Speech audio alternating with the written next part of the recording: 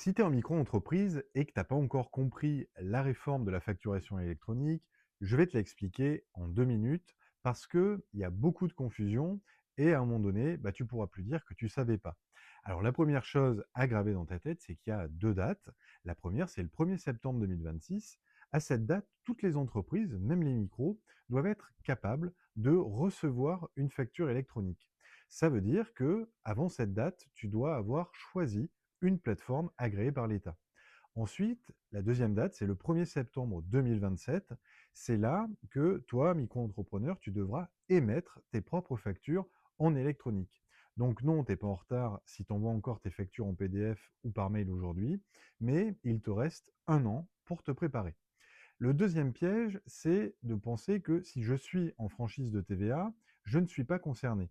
C'est faux, être en franchise en base de TVA, ça veut juste dire que tu ne factures pas la TVA, mais tu es quand même assujetti à la TVA au sens de la loi. Et donc, tu es quand même dans le champ de la réforme en réception et en émission.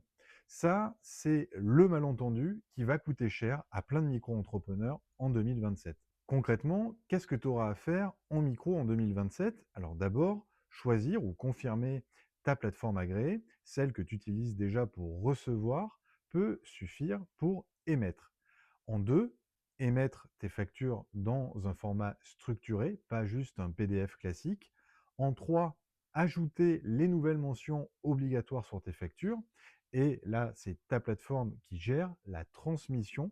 Tu n'as plus besoin d'envoyer la facture par mail toi-même. Elle part directement à ton client via le circuit électronique. Et la question qui arrive logiquement, c'est mais si mon client, c'est un particulier, pas une boîte, ben là, il n'y a rien qui change pour lui.